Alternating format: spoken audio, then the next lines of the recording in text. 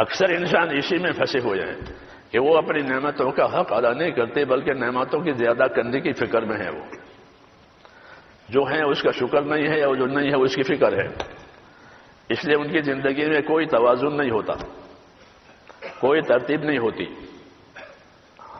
اور زندگی یوں ہی چلی جاتی ہے اور موت آ جاتی ہے.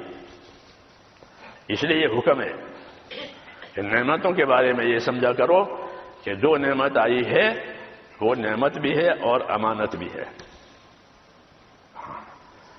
چاہے وہ اولاد ہو، چاہے وہ مال ہو، چاہے وہ تندرستی ہو، چاہے وہ مالداری ہو، یہ سب نعمتیں ہیں. اور یہ نعمتیں کیوں دی گئی ہے؟ کہ یہ صرف حقوق کی ادائیگی کے لیے دی گئی ہے. اللہ نے دنیا کو دار الحقوق قرار دیا ہے کہ دنیا دار الحقوق ہے اور آخرت دار الاجور ہے. یہاں حق ادا کیے جائیں گے، آخرت میں بدلہ دیا جائے گا. یہ ترتیب ہے، یہ ترتیب ہے. لیکن یہ ترتیب انبیاء کرام ہی سمجھائیں گے، دنیا والے نہیں سمجھائیں گے. وہ تو اپنی دنیا کو بڑھانے کی فکر میں ہے. ہاں کہ یہ بھی بڑھے، یہ بھی ہو، یہ بھی ہو، یہ بھی ہو، یہ بھی ہو. اور شیطان دنیا کو زینت بنا کر پیش کرتا ہے. ہاں زینت.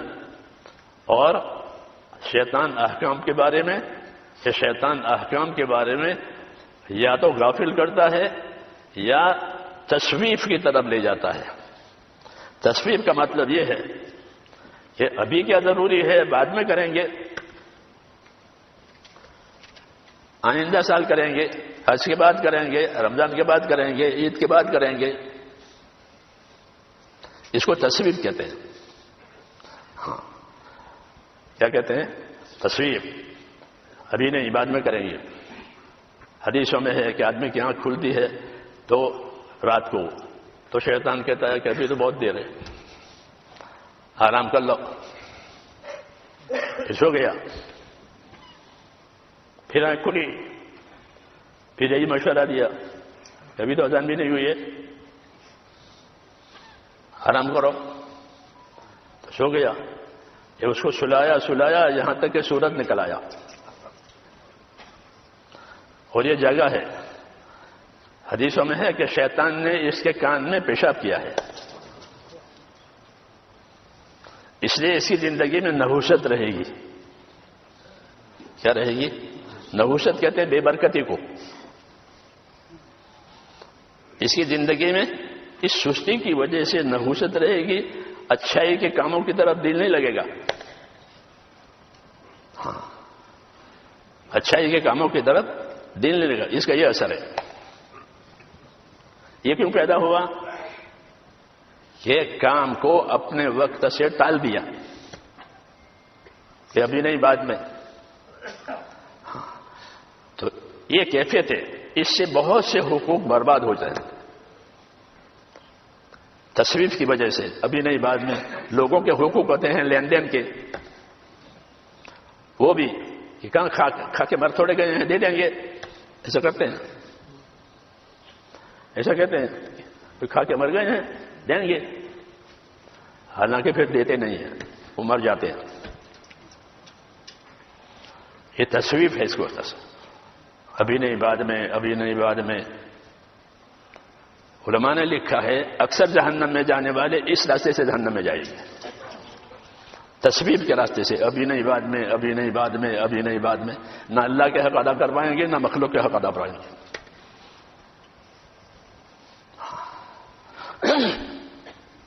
امام غزالی رحمۃ اللہ علیہ نے لکھا ہے کہ آدمی کی سعادت یہ ہے کہ وہ اپنے دین اور آخرت کے بارے میں چوکنا رہے. ایسا رہے جیسے اپنے مال کے بارے میں چوکنا رہتا ہے کہ مال پر کوئی ہاتھ نہ ڈالے، مال ضائع نہ ہو جائے. ہاں کہ زندگی کی ضرورت کا سامان ہے مال. تو جس طرح مال کے بارے میں یہ ذہن ہے کہ کسی کا ہاتھ اس پر نہ پڑے، یہ میرے ہاتھ سے نہ چلا جائے، ایسے ہی فرمایا کہ آدمی کی سعادت یہ ہے کہ وہ اپنے دین کے بارے میں چوکنا رہے. آدمی کی سعادت ہے یہ کہ دین اور دین کے کوئی کام دین کا میرے ہاتھ سے نہ چھوٹے۔ دین کا کوئی بھی کام چھوٹا نہیں ہے، کوئی کام چھوٹا نہیں ہے۔ ہر عمل کا اللہ کے یہاں ایک درجہ ہے۔ جیسے مشین کے پرزے ہوتے ہیں نا، کوئی پرزہ چھوٹا ہوتا ہے، کوئی پرزہ بڑا ہوتا ہے، ہر ایک کی وہاں جگہ ہے، اسی سے مشین صحیح چلے گی۔ ہاں ایسے ہی میرے دوستو دین کے جتنے اعمال ہیں کوئی عمل چھوٹا نہیں ہے۔ ایمانیات کے اعمال، عبادات کے اعمال، اخلاق کے اعمال، ہر لائن کے اعمال ہے، اور ان اعمال میں کوئی عمل چھوٹا نہیں ہے، کوئی نیکی چھوٹی نہیں ہے۔ حدیثوں میں ہے کہ لا يحقرن من المعروف شیئا، کسی نیکی کے کام کو کبھی ہلکا مت سمجھنا۔ کیا مطلب ہے؟ اس کو ہلکا سمجھ کر چھوڑ دیا کہ اس میں کیا ہے کہ نہیں، یہ تو زندگی کی اصلی کمائی ہے۔ ہاں، نیکی تو زندگی کی اصلی کمائی ہے، نیکی کے لیے تو زندگی دی ہے، یہ تو زندگی کی اصلی کمائی ہے۔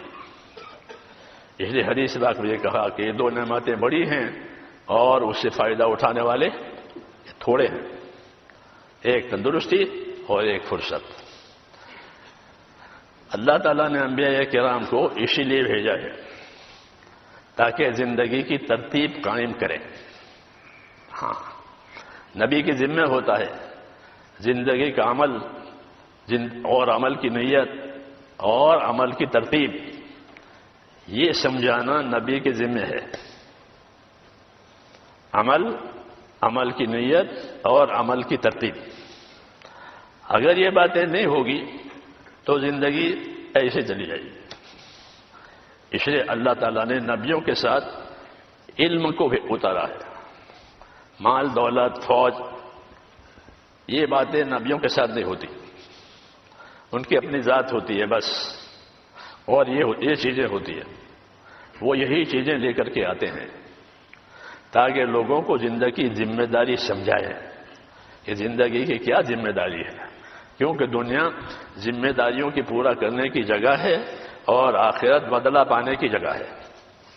جو زندگی کی ذمہ داری پوری کرے گا وہ بدلہ پائے گا۔